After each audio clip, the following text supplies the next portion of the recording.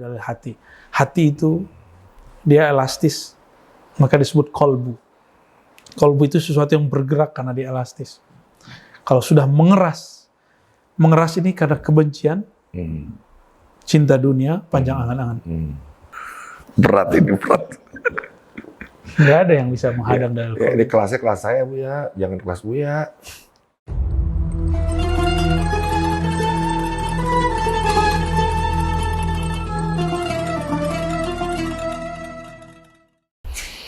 Astagfirullahaladzim.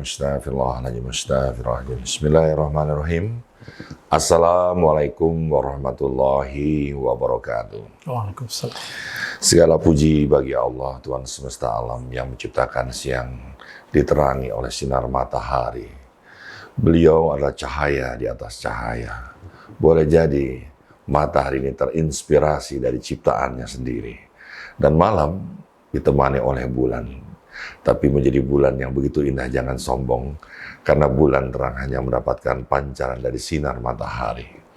Salam salawat kita panjatkan kepada Nabi besar kita Nabi Muhammad SAW beserta keluarga dan para sahabatnya. Insya Allah siang dan malam kita mendapatkan petunjuknya, mendapatkan syafaat nantinya. Dan mudah-mudahan semua pemirsa dari channel Rumi Jakarta ini kelak nanti kita bisa bersama lagi di surganya Allah, surga yang terbaik. Terima kasih atas kebersamaannya selama ini ya. Sekarang kita sudah mendapatkan penghargaan ya. Kalau bukan karena kemurahan hati Anda, mungkin kita sudah selesai. Masya Allah, terima kasih Allah telah menghadirkan orang-orang baik di sana. Saya Dik Doang, saya tidak sendiri, saya selalu bersama dengan sahabat saya, guru saya. Dan tidak bosan-bosan, saya selalu merindukan beliau. Buya Arazi Hasim. Assalamualaikum Buya. Salam Bang Dik. Masya Allah, luar biasa. Buya sehat Buya? Khair, alhamdulillah. Sangat mahal hari-hari ini Buya. Tentang kesehatan. Bagaimana dengan kesehatan yang sekarang ini terasa begitu mahal dan tidak jelas keberadaannya Buya? Ya, Nabi sering mengatakan itu. Bahwa dua hal yang sering orang luput yaitu as-siha wal faragh, sehat dan waktu luang. Sekarang betul-betul terasa sekali mahalnya, punggung yang ringan, kaki yang nggak pegel, dan waktu luang. Dulu kita santai-santai banyak tidur, sekarang sepertinya tidak ada waktu untuk itu semua. Kagum saya, salut kepada Buya. Karena Buya tidak ada istirahatnya, dan hari ini tantangan kita semakin berat Buya. Seperti tema kita pada kali ini, Islam, fobia, dan fitnah akhir zaman.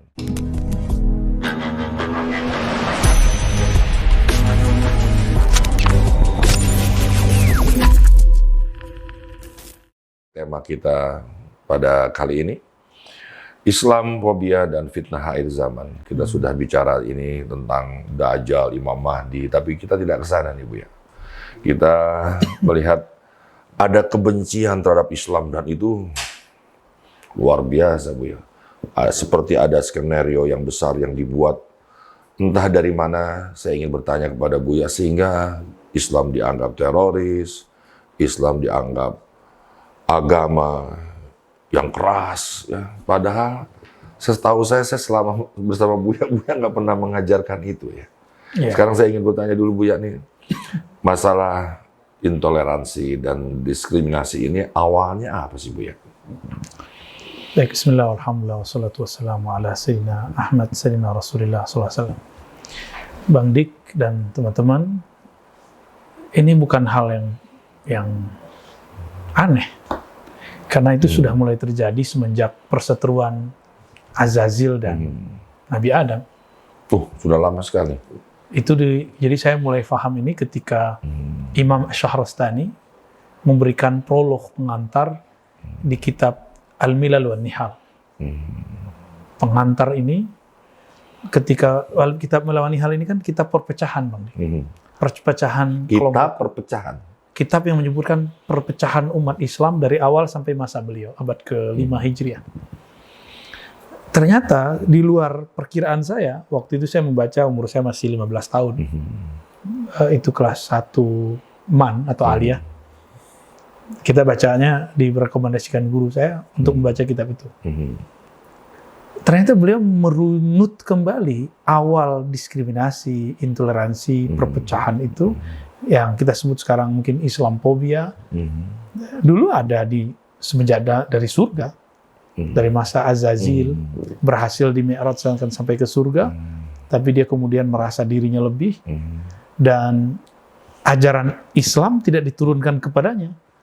Ajaran Allah SWT diturunkan kepada Sayyidina Adam. Apa yang dia katakan? Masa aku harus sujud, hormat, respect kepada orang yang engkau ciptakan dari tanah, sedangkan aku dari api. Gitu. Jadi di situ dia merasa senioritas, dia merasa rasis. Sebenarnya itu cari alasan aja, cari alasan bahwa yang pantas untuk mulia itu aku, yang pantas dapat amanah itu aku, ya, yang pantas memimpin dunia itu aku, bukan Adam. Jadi ketika Allah mengumumkan akan aku ciptakan di muka bumi khalifah, pengurus bumi itu, pemimpin di bumi adalah Bani Adam, maka iblis kemudian memberontak. Yang tadinya dia pangkatnya pangkat malaikat langsung turun, maka disebut kemudian iblis. Iblis ini punya pengikut, disebut syaitan. Syaitan ini terbagi dua, ada manusia, ada jin. Maka ada orang zahirnya manusia, tapi di dalam dirinya itu syaitan, iblis. Nauzubillah, semoga kita tidak termasuk bagian dari mereka. Ya, ada juga orang-orang yang memang dia kosong, dia nggak ngerti apa-apa. Nah, ini mereka tim hore aja. Yang bertarung yaitu pewaris Nabi Adam, yang mewarisi risalah Nabi Adam sampai hari ini. Makanya nggak usah merasa kok Islam dimusuhi, biasa aja. Ini sudah pertarungan lama. Sudah pertarungan lama, sudah aja sama Nabi Adam, dan iblis tidak akan diam. Iblis itu bukan orang bodoh, Bang Dik, dan iblis itu bukan orang yang kasar. Iblis itu dia bahkan menjebak Nabi Adam dan Sayyidatuna Hawa itu dengan sumpah-sumpah tentang dalil, Tuhan, kebaikan. Hai Adam, engkau dilarang itu karena ada rahasia di pohon itu, di buah itu. Khawatirkan kamu nanti jadi makhluk yang super, atau malaikat yang alim, nanti berubah, makanya dilarang. Tapi enggak tembus. Tembusnya ketika dia bersumpah. Jadi mereka akan menggunakan dalil-dalil agama untuk menghancurkan agama itu sendiri. Dan iblis ini akan meminjam orang-orang yang lisannya didengar. Mungkin dengan dalil agama itu juga, dengan penampilan yang sangat religius, untuk menciptakan perpecahan, kehancuran, yang itu jadi asbab orang fobia terhadap Islam. Wah, jadi kita sahabat dari channel Rumi Cafe Jakarta, kita jangan panik yang pertama, karena itu sejak zaman Nabi Adam sudah terjadi peristiwa itu. Tapi yang saya ingin tanyakan kepada Buya tentang, kan gini ya, kita lagi membicarakan bahwa Islam dibenci di luar sana. Sebelum kita melihat ke sana, kita mari melihat diri kita sendiri. Ada apa dengan kita ini, Buya, orang Islam, walaupun tidak semuanya, kayaknya mereka tidak ada kata maaf, dan kata maaf begitu mahal, Buya. Allah padankan ya Ghafar, ya Ghafur, ya Afu. Ya, seolah-olah nih misalkan ya, ini yang saya amati ya teman-teman. Ahok dianggap salah, turun, dia minta maaf, nggak bisa, di penjara. Kayaknya kalau belum memuaskan hasratnya tuh belum bisa dimaafin gitu, Bu ya. Tuh bener Bang Dik ngomong Ahok. Enggak, ini benar-benar teman-teman, ada salah satu apa ya istilahnya yang sekarang ini ada toa, ada anjing gitu ya. Sebenarnya mungkin dia maksudnya benar. Saya pernah dengar ceramah Buya ini ya. Tapi menganalogikannya yang terlalu dempet sehingga kita merasa tersinggung. Terus kita bully, kita marah, kita harus turun itu menteri, tiba-tiba ada demonstrasi yang pada akhirnya orang kalau udah salah terus tidak dimaafkan, digencet terus bisa jadi benar, Bu ya. Gimana menangkap ini, Bu ya? Kemarin saya baru lihat nih, Bu ya, peristiwanya, Bu ya. Ya, saya terlepas dari politik ya. Yeah. Karena saya tidak tertarik dengan dunia politik yang seperti ini. Maka saya berkomentar bukan sebagai kandurun atau apa satu lagi istilahnya?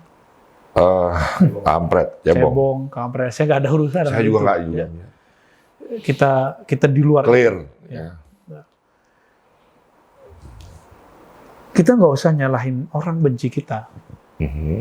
Tapi salah satu karakter dari Nabi Adam, dia tidak menyalahkan iblis yang sudah menyebab dia. Oh, dia nggak menyalahkan ya? Nggak ada. Mana ada lafaznya?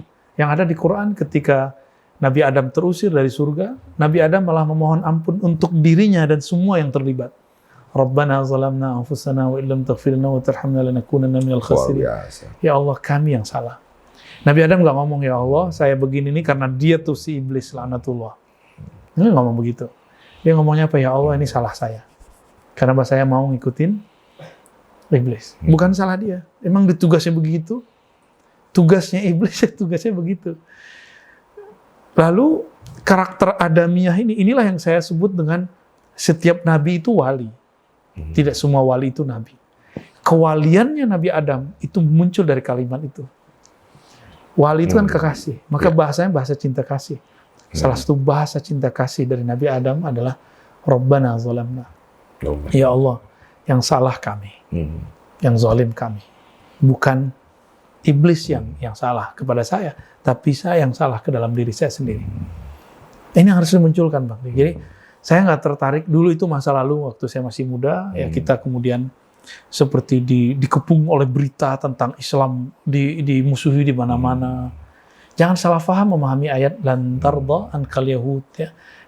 Tidak akan ridho kepadamu Yahudi wan Nasara, ya, Yahudi wan Nasara hatta tattabi'a millatahum, sehingga engkau mengikuti milah mereka. Milah mereka apa? Milah itu jalan. Jalan yang mereka tempuh, akhlak. Nabi Adam mengajarkan cinta kasih, Nabi Muhammad mengajarkan cinta kasih. Nabi Muhammad ketika dilempar, balas melempar nggak? Ketika dilaknat, apakah beliau balas melaknat? Ketika ada Yahudi mengatakan assalamu alaika, celaka kau hai Muhammad, Nabi Muhammad nggak balas begitu. Kenapa tidak ada yang mewarisi sifat ini? Katanya antum bela Islam. Kalau mau bela Islam, Islam turun ke siapa? Turun ke para nabi. Dan puncak para nabi ada di Nabi Muhammad. Beliau tidak membalas cacian dengan cacian, emosi dengan emosi, enggak. Maka saya tidak percaya dengan pergerakan yang menamakan dirinya Islam, tapi penuh dengan kebencian, penuh dengan emosi. Wallahi, bukan itu yang saya rindukan. Yang saya rindukan, Nabi Muhammad dilempar, wajahnya berdarah, tulangnya patah. Nabi diinjak oleh mereka. Tapi beliau kemudian, Masya Allah, mengatakan, ya Allah, fa'innahum la ya'lamun. Mereka tidak mengerti. Buya, itu peristiwanya beliau sudah jadi nabi atau sudah jadi rasul belum, Buya? Beliau sudah jadi nabi sebelum alam semesta diciptakan. Ya, makanya saya bertanya, sudah jadi rasul? Sudah diperintahkan, dan itu adalah hijrah terakhir sebelum ke Madinah. Jadi hijrah ini kan ada berapa, Bang Dik? Ke Habasyah 2 kali, lalu ke Taif sekali, lalu baru ke Madinah. Gitu. Nabi Muhammad SAW, beliau ketika dicaci maki orang, ketika di orang-orang emosi kepadanya, benci kepadanya, apa katanya? Ya Allah, mereka tidak paham. Maka kita seharusnya, Bang Dik, ketika ada orang mengatakan Islam itu jahat, teroris, kita yang mengatakan maafkan kami karena kami belum menampilkan Islam yang indah, Islam yang lembut kepada kalian. Dan kita minta ampun kepada Allah. Belum ada pemimpin yang begitu, Bu, ya.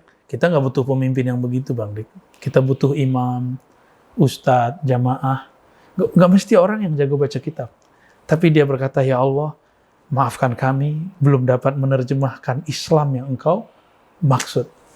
Wahai manusia, maafkan kami. Islam yang Allah turunkan kepada Nabi kami dan diri kami belum dapat kami wariskan. Belum dapat kami terjemahkan dengan rahmatan lil alamin. Saya justru ketika ada orang membicarakan fobia terhadap keislaman, saya tidak menyalahkan mereka, Bang. Yang saya salahkan, sepertinya saya belum betul-betul kafah menerapkan keislaman itu. Wah, kita dukung aja Buya ini jadi presiden tahun 2030. Nggak minat ya? Nggak, karena memang gimana ya teman-teman ya. Saya ini cetek ilmunya. Tapi tahukah di surat At-Taubah itu dikatakan sesungguhnya bilangan bulan di sisi Allah. Ya. Sebagaimana Dia menciptakan siang dan malam, ada 4 bulan yang dikeramatkan. Sucilah. Ini semua peristiwa perang Ukraina dengan Rusia, masalah wayang, masalah toa, masalah anjing. Tahu nggak Anda bahwa ini adalah bulan menepi sebentar karena sang kekasih memanggil kekasihnya. Jadi coba deh, jangan berperang dulu, jangan adu mulut dulu. Saya menjaga ini, Buya. Saya demi Allah saya menjaga. Ya Buya tahu sendirilah, saya punya spesial banget dengan bulan Rajab. Kayaknya nih Buya, mohon izin. Ini kan majelis. Gugur orang Islam di sini Buya. Gimana Buya? Anda benar. Itu benar Bang Dik. Lanjutin dong Buya. Jadi nanti ketika orang-orang mengatakan, ya Rasulullah di hari kiamat, kami umatmu.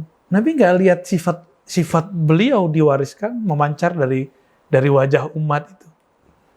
Apanya kamu umatku? Mana umatku? Mana umatku? Kira-kira begitu. Jadi umati ini bukan hanya berarti wahai umatku. Justru Nabi itu sedih. Wahai umatku, kenapa engkau tidak mewarisi sifat-sifatku? Ya. Allah kan mengatakan Dia memiliki 117 adab. Itu semua diturunkan ke Nabi Muhammad. Bahkan ya adab akhlak. Siapa yang mengambil satu saja, maka dakhalal jannah, dia masuk surga. Dan itu semua diberikan kepada Nabi Muhammad. Nah, maka ada hadis yang oleh para ulama sebagian diperdebatkan kesahihannya, tapi ini minimal hasan li ghairihi. Addabani Rabbi fa ahsana ta'dibi. Allah mendidikku, memberikan adab kepadaku, lalu membaguskan adabnya. Ada 117 adab kalau mengikuti hadis Imam Al-Hakim. Ada di mana itu, Bu? Ya mulai dari tadi. Sifat-sifat Nabi itu semua 117. Inilah yang disebar oleh Allah dan menjadi ciri khas per Nabi.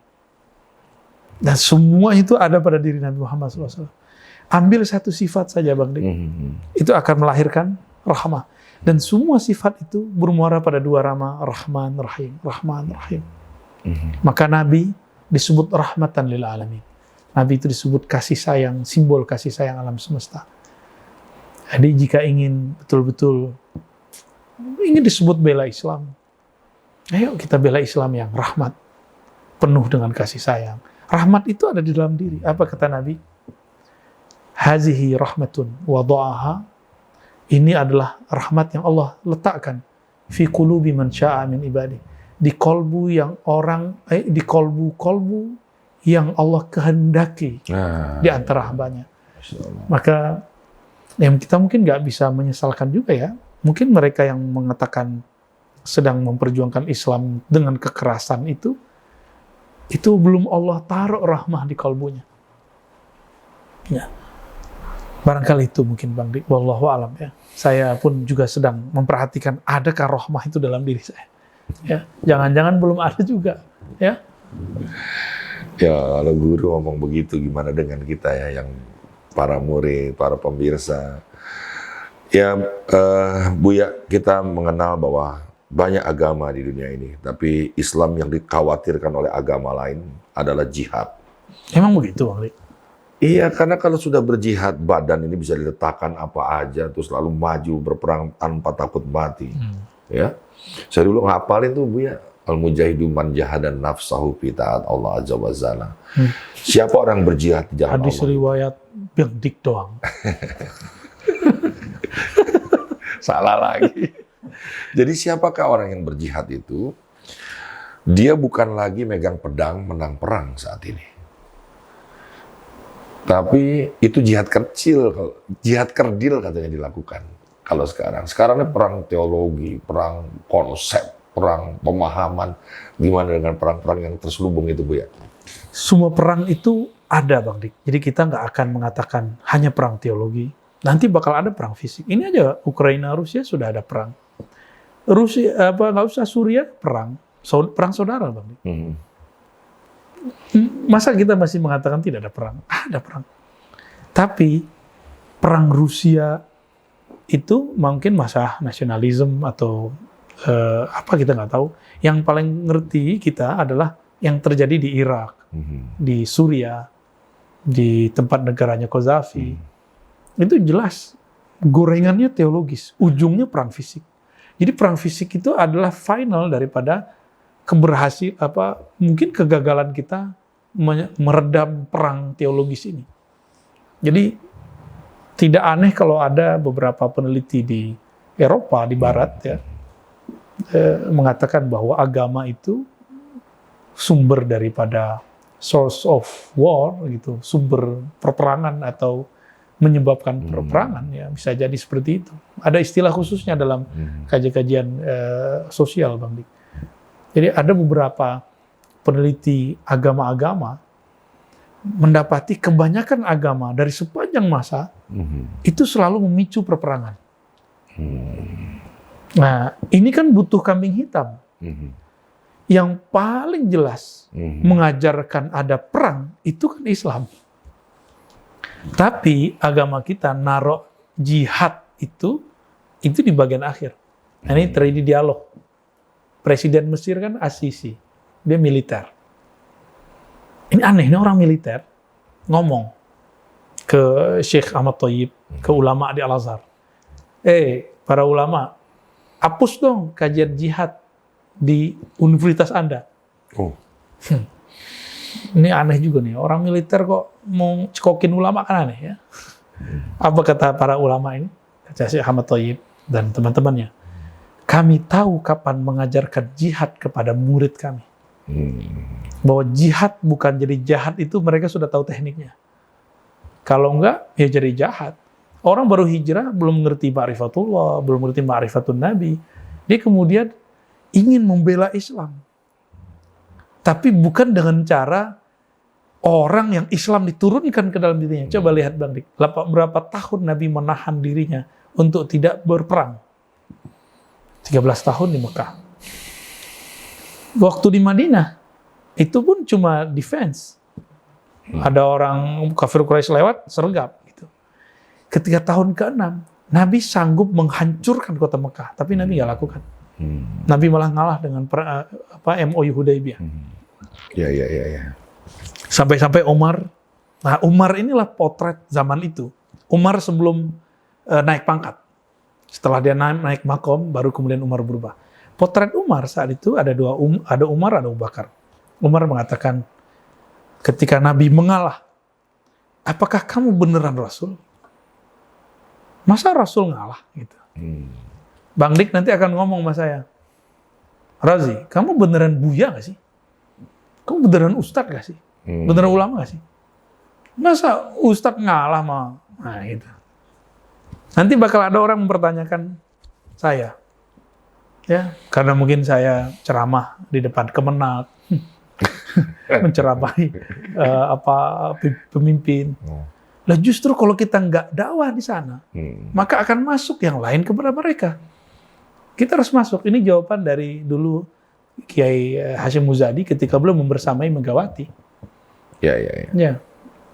Beliau ditanya, kenapa Anda sebagai kiai malah masuk ke situ? Jawabannya, kalau kita nggak membersamai mereka, mereka akan dibersamai yang lain. Good point. Dan saya diperintah oleh masyaikh, saya nggak bergerak sendiri. Dan guru kita mengiyakan. Perintahnya dari beliau. Ya. Jadi teman-teman jangan bergerak sendiri. Kita ini harus bergerak berjamaah. Jangan memutuskan diri sendiri, jangan berprasangka sendiri. Ya. Jadi Bang Dik, santai aja. Luar biasa guru kita ini ya, muda, sederhana, bersahaja. Dia seperti membawa Al-Quran dan hadis, wawasan, kehidupan, dimanapun dia duduk dan berdiri. Tapi aku bisa juga membuat pertanyaan, dia tidak akan menjawab. Pilih Ukraina, pilih Rusia atau pilih Amerika? Nggak milih dua-duanya. Oh, kan. Ya, jadi kita juga semakin dekat makin tahu gimana caranya beliau tidak menjawab. Buya, tapi Buya kan juga hidup pasti menyimak gitu ya. Ada apa sih di balik perang ini, Buya? Ya, perang di Ukraina ini apa? Kalau Buya belum mau jawab, saya ingin jelasin biar saya dibilang salah Bang Dik gitu. Udah jelasin deh. Ya. Jadi selama ini sekarang Rusia berperang dengan Ukraina karena persoalan wilayah dan story. Lalu ceknya ya, yang begitu banyak pasukan muslimnya ikut membantu. Katanya di balik itu ternyata kita menyesal juga membantu. Ternyata ada agama Kristen Ortodok yang pada akhirnya memuncak juga menjadi sesuatu yang kelak akan menjadi pancaran di daerah itu orang sekitar. Nah, jadi mudah-mudahan saya salah Buya dan Buya seorang guru ya membenarkan. Itu dari mana? Dari WA apa dari mana? Saya belajar dari orang Aljazair. Oke. Ya, karena tiba-tiba kenapa kan pertanyaan saya gini, Buya, kenapa minyak jadi ikut naik? Ya kan? Ternyata beberapa formula di minyak itu termasuk juga alat pembuat yang memproduksi Rusia, Buya. Kalau dia di blokade gitu, dia nggak bisa gimana? Embargo. Di embargo nggak bisa. Nah, masalah agama tadi Buya, apakah ujung-ujungnya nanti juga berbuntut seperti itu Buya? Akhir zaman perang kita lebih daripada sekedar perang Rusia dan Ukraina. Saya nggak ada data ya. Saya baru dengar kalau salah satu negara itu dibantu oleh tentara Chechnya. Ya. Mungkin Udah Buya, udah. Mereka bahkan ya, sholat dulu, kelihatan semua Buya. Yang pasti teman-teman, Rusia itu dulu kan Uni Soviet dan Uzbekistan, Kazakhstan, Turkmenistan itu basis-basis ulama Maturidiyah. Sebagian Ukraina juga, apalagi Chechnya itu negara Muslim. Nah, ya betul. Itu negara Muslim dan Muktamar Ahli Sunnah terakhir 2016 itu di sana. Dan ahli sunnah yang bertasawuf yang kuat itu di sana. Sepertinya ada semacam tadi berebut sejarah Bang Dik. Rusia ini kan menganggap dirinya adalah pewaris Uni Soviet. Ya. Tapi Uni Soviet kan sudah bubar. Sudah nggak ada Uni Soviet. Sejarah ini barangkali sedang mereka perebutkan bahwa saya pernah menjadi negara adidaya. Nah, dengan bubarnya Uni Soviet, muncullah negara-negara ini banyak basis negara Islam. Saya pernah ke Uzbek, alhamdulillah. Mungkin Bang Dik sebentar lagi juga ke sana. Amin. Amin. Ya Allah, amin. Uzbek, meskipun dulu itu kampung Imam Bukhari, kampung imam-imam yang dahsyat sekali, dan ada kuburan sahabat, menunjukkan napak tilas ulama pernah ke sana. Imam Tirmizi juga di sana. Sangat-sangat banyak. Jadi mungkin ribuan ulama di sana. Imam Maturidi, yang akidah kita kan diriwayatkan oleh Imam Asy'ari dan Maturidi, itu daerah Samarkand. Imam Bukhari yang kita kenal selama ini itu di daerah udah ke sana Bu ya, ke Samarkand. Alhamdulillah. Ya. Nah, ini wilayah masih pecahan, ya mirip-mirip dengan Ukraina itu. Dan mereka sekarang juga mengalami kemunduran spiritual, ya. Kemunduran spiritual. Dan teman-teman jangan terkecoh dengan perang ini. Teorinya kan tergantung, kalau orang ahli ekonomi, dia akan melihat dari sisi ekonomi. Kenapa minyak naik? Yang ahli ideologi akan melihat perbedaan ideologi. Yang kacamatanya kacamata religion, bab keagamaan, dia akan melihat perspektif keagamaan. Saya tidak tertarik dengan itu, ya, karena ini mereka masih perang saudara. Saudara, dan orang yang membantu Ukraina kita sudah tahu lah negaranya siapa, ya kan? Dan Rusia sudah jelas dirinya sendiri, ya. Tapi di belakang dia juga ada negara-negara lain, dan ada yang dua kaki. Saya nggak usah sebut negara-negaranya. Nah, ini jangan sampai mengecohkan kita terhadap perseteruan kelompok-kelompok radikal, kelompok teroris yang kemudian sekarang kan mereka nggak bisa ini Bang Dik, nggak bisa donasi. Coba kalau yang perang Suriah, nanti akan ada donasi, ya. Tapi yang sekarang ada nggak? Nggak ada. Bingung kan mau bantu siapa, mau donasi ke siapa juga. Tentang donasinya aja kita jadi bingung. Jadi kita jadi penonton, menjadi bangsa penikmat, nggak ikut terlibat ya. Nah ini ujian juga Bang, kita ini membantu orang hanya karena agama atau sisi kemanusiaan. Kan kita habis ngobrol tentang ukhuwah Islamiyah. Ya. persaudaraan keislaman, Insaniyah. wataniyah, kebangsaan, ada ukhuwah insaniyah, ada persaudaraan sesama manusia. Jika ada nih nanti itu korban baik dari manusia yang di Rusia ataupun di Ukraina, kita mau nggak bantu? Berarti benar dong asumsi sebagian orang bahwa agama itu betul-betul sangat berpengaruh kepada empati, simpati, dan ujungnya perang. Ya, hemat saya ini akan menguji sense insaniah, humanity kita. Ini baru kali ini ya kita membahas tentang dunia yang lagi semarak dengan berita peperangan. Buya, kalau Islam itu kan ditakuti karena tadi berani mati dalam jihadnya itu. Kalau Buya bilang enggak, ya, atau apakah ada yang lain yang ditakuti sehingga agama kita kenapa agama yang dirusak? Padahal kita tak pernah ngajar peperangan gitu, Buya. Apa yang paling ngeriin sama mereka, Buya? Ini bukan perang antara manusia dan manusia sebenarnya, Bang. Tapi perang antara manusia yang kenal Allah dengan iblis laknatullah. Wah. Turunan itu aja sampai ke bawah. Wah, yang benar, Buya. Makanya lihat saja, bisa jadi orang yang berbaju agama, tapi dia sifat iblisnya lebih kuat. Bau iblisnya lebih kuat. Dan mereka akan membunuh saudara seagama sendiri. Nah itu kita sudah lihat di Timur Tengah. Yang berperang di Suriah itu Muslim nggak? Sama-sama Muslim nggak? Gimana di Suriah? Suriah. Iya sih, Muslim. Yang dibunuh ulama kita, Syekh Al-Buti. Ada yang mengingkari keulamaan beliau? Ada yang mengingkari keulamaan Syekh Al-Buti. Itu ulama terkenal, Bang Dik. Nanti Bang Dik search siapa Syekh Al-Buti.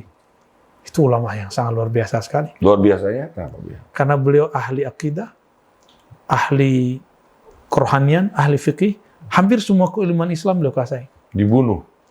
Lagi mengajar tafsir, dibom, lalu ditembak. Dibom yang kena cuma depannya, lalu ditembak. Jadi tiba-tiba ada orang baju kemeja, berdiri, pakai levis, tembak. Karena beliau menyerukan perdamaian. Wah, jadi nanti ulama-ulama yang akan diserang itu ulama yang menyerukan perdamaian. Nanti dianggap pro pemerintah. Saya tidak ada urusan dengan pro pemerintah atau anti pemerintah seperti guru saya itu. Kita hanya pro kepada umat. Ya, kita hanya pro kepada hubbul ummah. Nabi mengatakan ummati, umatku.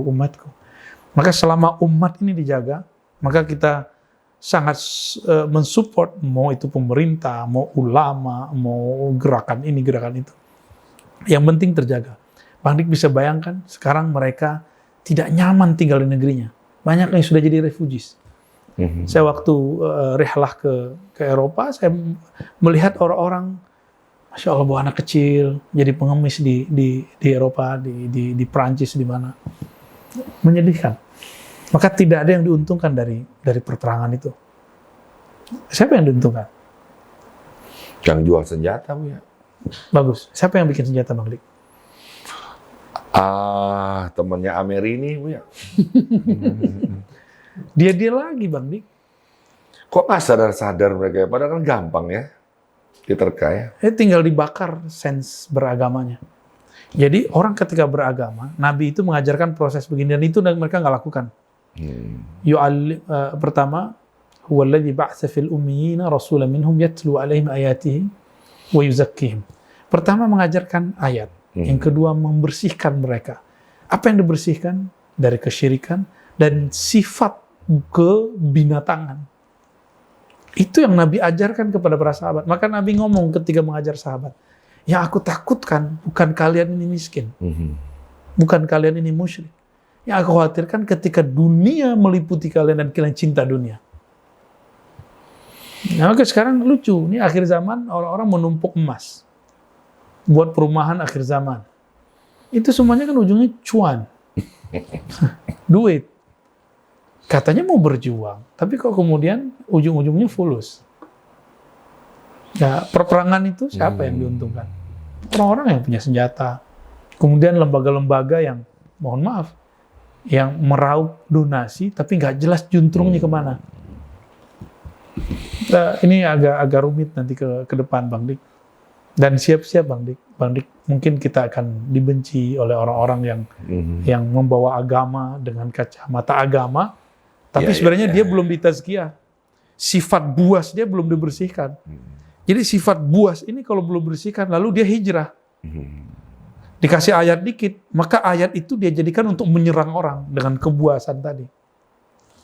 Sifat tamak belum dibersihkan, lalu dia hijrah, maka dia akan gunakan kata sunnah, kata Quran, kata Allah untuk bisnisnya dia, untuk isi perutnya dia. Dan kita sudah lihat orang-orang yang eksploitasi nama sunnah untuk bisnisnya. Iya. Eksploitasi nama Quran dan nama tahfiz untuk kekayaannya, kita sudah lihat.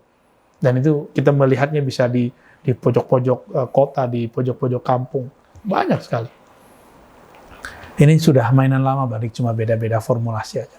Kita pola-pola itu sudah, insya Allah udah paham lah. Ya. Saya butuh mengingatkan lagi, menggarisbawahi lagi bahwa tema kita adalah Islamfobia dan fitnah akhir zaman. Dan kita sudah membahas yang lain-lain, seperti Dajjal ya. Dan sekarang kita mau lebih kepada yang nyata hari ini, gitu ya. Buya, dunia internasionalnya sepertinya membiarkan, Buya. Apakah Islam itu memang berada di pihak yang diasingkan, Buya? Sementara Islam di Indonesia, negara besar, Saudi Arabia, Irak, Iran, Afghanistan, itu banyak sebenarnya, Buya. Sebenarnya kekurangan kita apa sih, Buya? Dalam bernegara, dalam berislam, dalam kebersamaan, dalam ukhuwah, apa yang hilang, Buya? Jawabannya surah Al-Hujurat, ketika orang Arab Badui datang mengatakan amanna, kami sudah percaya, sudah beriman ya Rabb, ya wahai Rasulullah. Apa kata Allah? Turun ayat, Qulu aslamna. Katakan saja kami baru berislam, tapi iman belum masuk ke dalam diri kami. Jadi yang salah bukan mereka yang jahat, bukan non-muslim yang salah itu kita, Bang Dik. Apa itu? Nabi mengatakan bahwa di akhir zaman umat Islam itu banyak tapi seperti buih. Kesalahannya apa? Wahan, penyakit cinta dunia, penyakit panjang angan-angan. Kita masih ingat bahwa baru saja muncul ada gerakan ekonomi umat, kita udah berpikir tentang untung. Akhirnya supermarket minimarket yang kita niatkan untuk kepentingan umat nggak hasil apa-apa, malah banyak yang tutup. Karena kita cinta dunia, yang kita bayangkan duit. Itu yang Nabi khawatirkan, wahan ini penyakit kecanduan wahan. Ya, wahan, bukan Wuhan, Bang, itu cocok logi. Wahan. Ya. Nabi ditanya, mal wahan ya Rasulullah, apa itu wahan? Wahan itu hubbud dunya wa tulul amal. Cinta dunia, cinta harta, cinta popularitas, cinta cuan, cinta bisnis, dan panjang angan-angan. Ini yang merusak, Bang. Jadi kalau sudah ada dua ini, maka orang-orang apa aja agamanya, apalagi Islam, itu akan pecah.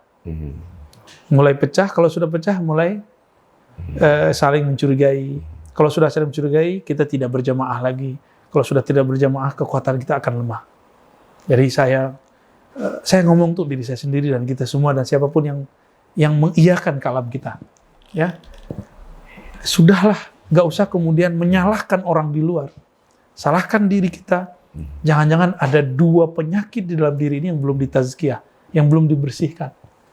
Bersihkan ini, nanti pandangan batin kita akan terang.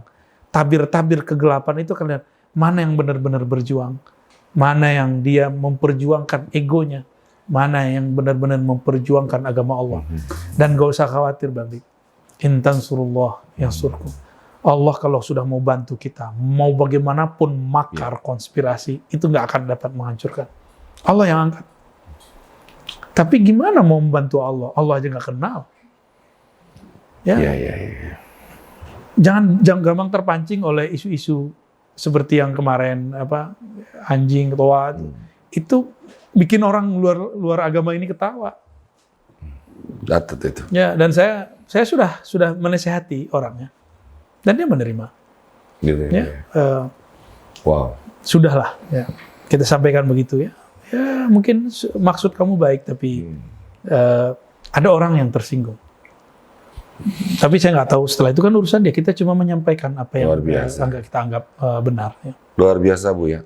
Begitu. Ya udah kelasnya Buya juga menasehati wal asri kepada para pemimpin kalau kita nggak punya kapasitasnya. Tapi teman-teman, kan Anda ini orang non-muslim tidak nyaman kepada kita, itu masih wajar lah ya. Tapi kalau dari kita ke kita, terus kita menjadi saling bersengketa, itu aneh. Kemarin saya menyaksikan sendiri di IG saya, karena ada yang mengirim ya. Saya baru kali ini umur 53 menyaksikan ada orang sholat dipimpin oleh orang di toa gitu. Allahu Akbar, orangnya nggak sholat gitu ya Bu ya, diderek langsung ya. Yang sholat ya sholat gitu ya. Terus rukunya 2 kali gitu. Saya jadi malu, ini sebenarnya lakon apa, adegan siapa, dan ini siapa sebenarnya Buya? Buya ini kenapa ya? Oke, kalau non muslim sudah dijelaskan tadi Buya. Ini kalau kita, saya bertengkar sama Buya tuh jadi lucu gitu Buya. Jadi apa yang di dalam diri kita ini, di dalam agama kita ini sendiri Buya? Sedang ada penyakit apa? Wuhan lagi kan bukan? Ya, hubud dunia. Hubud itu cinta dunia. Dunia itu ada jabatan, ada kekuasaan, ingin menguasai organisasi. Gagal masuk organisasi, kemudian buat versi lain. Itu bedanya apa dengan Khawarij? Khawarij itu gagal berjuang dengan Sayyidina Ali, lalu dibuat kelompok baru untuk menyerang Sayyidina Ali. Apa bedanya?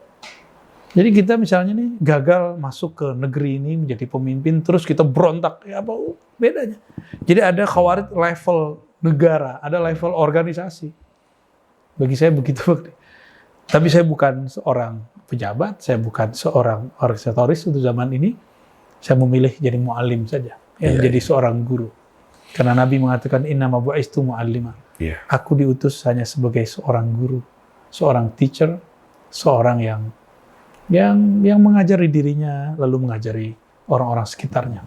Saya pun sedang proses Bang Dik. Saya bukan orang sempurna juga. Kita doakan biar Buya mendekati kesempurnaan ilmu. Amin ya Rabbal. Ini kita sama-sama lain hal. Sekarang tuh apa aja gampang kita akses di HP ya. Gusmus sampai marah Bu ya. Gusmus sampai marah. Gusmus tuh orang yang tenang ya. Sampai ini kok sholat dimain-mainkan, sholat kok diperdagangkan, sholat itu kok dijadiin. Ya polisi jadi tidak bisa bertindak, ini muslim nih kan gitu ya Bu ya. Emang kalau orang Islam nggak bisa ditindak ya? Tindak aja, terserah. Jangan-jangan dia cuma ngaku Islam, dia belum Islami. Muhammad Abduh itu dulu Bang Dik, waktu sebelum di awal-awal abad 20, beliau ngomong gini. Ketika pulang dari Prancis, beliau ngomong, saya di Prancis tidak melihat ada orang Islam, tapi melihat banyak sikap Islami. Tapi ketika saya pulang ke kampungnya, Mesir, saya melihat banyak orang Islam, tapi tidak Islami. Jangan-jangan kita ini baru berislam, tapi belum Islami. Astagfirullah. Enggak, jadi tolong jangan salahkan siapa-siapa, salahin diri kita aja. Islamfobia itu muncul dari kita sendiri. Karena kita menempatkan jihad tidak pada tempatnya, emosi bukan pada tempatnya. Nabi itu la yadrib illa fisabilillah. Tidak mukul, tidak membentak kecuali fisabilillah. Nabi itu hari-harinya sangat lembut. Kajian-kajiannya sangat lembut. Jadi jangan salahkan kita, misalnya ada nih ustadz kita ini kok dia kasar. Emang itu berkaman ini kan sudah kita lihat bahwa emang dia kasar. Enggak, saya menyaksikan hari-hari lembut. Ya salah siapa? Tidak menjaga, tidak menahan emosi saat kemudian mengajar. Rekam jejak itu bisa dicek bahwa benarkah kita ini lembut? Benarkah kita sudah menampilkan Islam yang rahmatan lil alamin? Jangan baper kemudian mengatakan Islam ini sudah berjaya untuk negeri ini. Umat Islam sudah tidak pernah meminta apapun dari negeri ini. Kenapa ketika kita pengen begini terus dihalangi? Itu baper namanya. Ya. Iya, orang yang kita tuntut itu Islam juga. Kita mendemo orang Islam juga. Ketawalah orang-orang ngelihat orang Islam demo orang Islam. Orang Islam ngancam orang Islam. Memang antum doang yang Islami. Yang ono enggak. Islam itu apa sih? Karena pakai sarung, pakai koko, pakai kopiah begitu Bang Dik. Pakai jenggot. Nah, sponsor. Itu Islami. Ya. Ini sponsor. Ya. Terima kasih nih buat yang telah mensponsori ya. Kita Yunas ya. Istiqomah, jangan sampai berhenti. Ya dari preview, untung Buya ngingetin, kita belum ngomongin ya. Buya, gimana tekniknya kalau saya ingin, pertama ya pasti menasihati diri sendiri. Ini untuk wal asli kepada orang lain, Buya. Buya kan kemarin sempat ngomong sama Pak Menteri gitu. Itu gimana adabnya, Buya? Biar kita tidak saling akhirnya berseberangan. Orang itu, Bang Dik, akan selalu bisa adu argumentasi jika mainnya di rasio. Bisa bermain argumentasi kalau di Mainnya rasio, di rasio ya. akal. Hujah akal atau hujah teks. Mhm. Kita bisa perang dalil, teks dengan teks. Tapi siapa yang bisa menghadang dalil kolbu? Nggak ada. Diambil dong gambar saya dong. Diambil dong. Wah, berat ini, berat. Nggak ada yang bisa menghadang dalil kolbu. Ini kelasnya kelas saya, Buya. Jangan kelas Buya. Karena Bang Dik bukan ahli teks, ahli rasio, mainlah di kolbu. Semua orang akan masuk. Mungkin lebih diterima Bang Dik daripada saya. Karena saya masih kadang-kadang masih terjebak dalam argumentasi rasionalitas, argumentasi teks. Bang Dik kan enggak. Bang Dik seorang seniman, bisa berbicara dengan alas seninya. Dan semua orang yang punya hati pasti terima. Punya hati nggak? Ya, kalau punya hati, kita ngomong dari hati, pasti diterima. Nggak perlu pakai dalil. Di dalam Al-Quran surat sekian ya sekian. Dia ngomong, ini ngomong apa sih? Ya, walaupun dia Muslim, belum tentu juga diterima. Karena dia jangan-jangan penafsiran salah lagi. Ayatnya benar, penafsiran salah, ya kacau juga. Jadi kita, dalil yang terkuat bagi saya adalah hati. Hati itu, dia elastis, maka disebut kolbu. Kolbu itu sesuatu yang bergerak karena dia elastis. Kalau sudah mengeras ini karena kebencian, cinta dunia, panjang angan-angan. Nah ini yang harus diberantas, Bang Dik. Kebencian, cinta dunia, panjang angan-angan. Ya larinya ada ke stigma politik, Buya tuh. Beda pilihan, ya terus beda iman. Sampai sekarang udah 2 periode masih aja Itu nggak bisa terima. korban dari intelektual kita menyebutnya orang-orang yang nyeting suatu pergerakan politik itu kan aktor intelektual. Aktor intelektual dari politik yang kemarin itu, dia berhasil mengadu umat dengan umat cuma karena beda pilihan politik.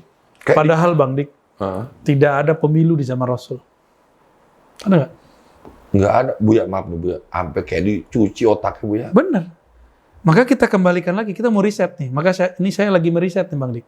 Bukan research. Iya, riset. Reset. Meneliti. Bukan, menyeting ulang. Wah. Saya mau tanya. Oh, riset. Coba Bang Dik tanya kepada riset, teman-teman Betul. yang bertengkar karena politik, baik kelompok A atau B, sama aja. Tanya ke mereka, adakah pemilu di zaman Nabi? Nggak ada. Adakah nyoblos di zaman Nabi? Kagak ada. Maka adakah ayat tentang nyoblos? Nggak ada. Jadi kalau sekarang orang giring satu ayat untuk masalah pilihan politik, itu ngaco nggak? Oh, kayaknya ada yang tentang pemimpin tuh harus seiman itu segala tuh ya. Itu lain lagi Bang Dik. Lainnya. Ini yang bertengkar 2 orang beriman. Oh iya. Benar nggak? Yang bertarung di 2019 ini Muslim nih Muslim. Iya. Malah yang kita pilih-pilih dia nggak tahu dia sholat apa enggak tuh.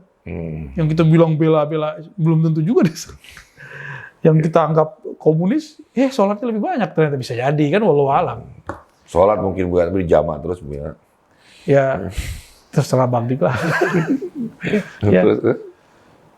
Jadi Bang Dik coba tanyakan kepada kawan-kawan kita, tanya dari hati sendiri. Iya, nggak ada pemilu di zaman Nabi. Terus kenapa kita diadu dengan masalah pemilu? Kenapa kemudian politik praktis yang merupakan, kita mengatakan demokrasi taut, kita malah kemudian bertengkar dengan demokrasi itu. Tapi ya sudah Bang. Sebelum ada daulah Al-Imam Al-Mahdi yang disebut khilafah ala minhaj nubuwah itu, perseteruan akan begini. Maka saya menjalani aja, menikmati aja. Iya. Ada yang senang, ada yang nggak senang. Perseteruan, perdamaian. Kita jalani aja. Kita tetap istiqomah insya Allah, memperjuangkan Islam yang penuh dengan rahmah. Kita Kita tidak akan menyalahkan orang karena Islamfobia, tapi kita menyalahkan diri kita karena belum berhasil menampilkan perwajahan Islam yang indah. Yang indah. Kita yang minta maaf ya. Kita yang minta maaf. Buya, kita sudah di penghujung. Ada 2 pertanyaan harus dijawab dengan cepat nih Buya ya. Bagaimana kita bisa menyikapi Islamfobia? Tadi saya sudah jawab Bang Dik. Kita salahkan diri sendiri, kita perbaiki, kita tampilkan Islam yang menurut kita hakiki itu apa? Oke, apakah harus dengan pergerakan? Semuanya dengan pergerakan Bang Dik. Tapi pergerakannya bukan lagi pergerakan cocok logi, bukan lagi pergerakan emosi, bukan lewat partai-partai itu, mohon maaf. Bukan lewat organisasi-organisasi yang lagi bertengkar sekarang, tapi lewat gerakan alamin hajin nubuwah. Berdasarkan manhaj kenabian. Manhaj kenabian turunnya ke dalam ruh. Ruh diterjemahkan oleh kolbu, lalu dibahasakan oleh akal. Maka jangan mulai dari akal-akalan yang kemudian nyetir kolbu. Ruhlah yang nyetir kolbu. Mulailah belajar ma'rifatul ruh, mengenal ruh. Insya Allah nanti mau apapun kata orang tentang Islam, kita akan lebih mengerti Islam. Islam nggak seperti yang mereka katakan. Udah dijawab langsung yang ketiga. Jadi yang hebat. Pada saya ketiganya, apakah benarnya kolbu? Udah dibenerin. Tips beragama yang paling tepat di akhir zaman ini. Sudah terjawab juga tadi ya. Tips beragama di akhir Ya zaman. katanya kan saya salah nih, kata orang Salafi. Katanya, Oh biar. saya ingin diselamatkan dari Buya. Kacau ini. Halo, emang begitu kenyataannya ya. Saya didatangi seseorang ya. Tips nih Buya, ya ini bukan tentang kita Buya. Mungkin saja kita ini sudah di jalan yang insya Allah karena Allah beres. Ya. Tips beragama yang tepat untuk akhir zaman ini. Takutnya gini Buya, didatangi oleh seseorang, gimana tipsnya kita menghadapinya. Takutnya ditepuk jadi kena hipnotis. Kita nggak pernah tahu ini yang begini-begini nih. Iya, iya. Tipsnya sederhana. Allah itu memandang kolbu. Ya. Maka indahkanlah wajah kolbu saat dipandang Allah. Sebagaimana Bandik mau ketemu seseorang yang menarik, maka mengindahkan apa yang akan dilihat oleh orang itu. Sekarang Allah menatap kita setiap saat, setiap detik, bahkan detik itu kalau dibagi-bagi, Allah menatap setiap saat itu. Cobalah pelajari amaliyah almiyah kolbu, amal-amal kolbu. Kolbu itu isinya kasih sayang, kelembutan, kerendahan hati ya. Tidak dendam, tidak benci, tidak menyalahkan orang. Penyayang ya. Ya, menyalahkan diri sendiri. Ketulusan. Ya. Ini perwajahan, ini make up-nya kolbu. Mulailah make up-i kolbu. Nanti Islam kita akan Allah indahkan. Jadi nggak usah salahkan Yahudi, Nasrani, nggak usah salahkan cross ini, enggak. Perbaiki diri aja. Ya. Jangan-jangan Anda yang sedang bela Islam itu belum menunjukkan Islam yang kolbiah itu. Tapi kolbu nanti akan mengatakan tentang kebenaran kalau sudah. Nabi sendiri yang mengatakan istafti kolbak. Mintalah fatwa ke dalam kolbumu. Maka kolbu akan membimbing. Jadi kolbunya harus dibersihin dulu, baru fatwanya benar. Yuzakkihim wa yu'allimuhumul kitab wal hikmah. Tazkiyah dulu kolbunya, dibersihin dulu kolbunya, maka kolbu akan menerima iman dan hikmah dengan baik. Insya Allah. Masya Allah. Luar biasa Buya. Selesai. Ya. Tinggal Anda sendiri. Mau bagaimana ya. Saya ingin menutup, bukan ingin mengambil rangkuman dari Buya. Sudah jelas apa yang beliau katakan. Buya, terima kasih banyak. Sama-sama. Pemirsa channel Rumi Cafe Jakarta, tetap ya, subscribe, like, share, and comment. Terima kasih ini. Saya harus mengucapkan terima kasih ini sebagai rasa syukur. Terima kasih juga nih dari Freeview by Itang Yunas. Saya mau tutup dengan, saya kemarin kan ikut ceramah sama Buya tuh di Mangga 2. Ada lukisan dijual, ditulis di situ di bawahnya Raja Wali yang buat Maulana Syekh Ahmad Al-Badr, Raja Wali. Itu saya tulis terus tentang Raja Wali gitu. Mohon izin Buya ya. Promo bahwa saya masih berkarya. Saya seorang seniman, zikir saya adalah berkarya. Kalau saya sudah tidak berkarya, berarti saya berhenti berzikir. Aku Raja Wali, mencakar langit, menapak bumi. Aku dianggap sakti, padahal ilmuku rendah hati, menerbangkan tinggi. Kita telah sama-sama dewasa. Segala yang dikunyah harus dicerna. Kelak menjadi darah baik buruknya di hadapan Sang Pencipta. Membumilah, berserah dirilah, mengabdilah kepada Ilah. Belajar agama bukan untuk menjadi sakti.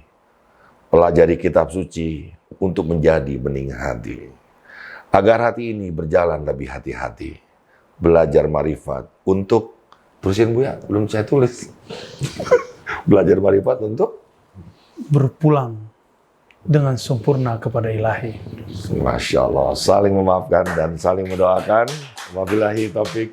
Waalaikumsalam warahmatullahi wabarakatuh.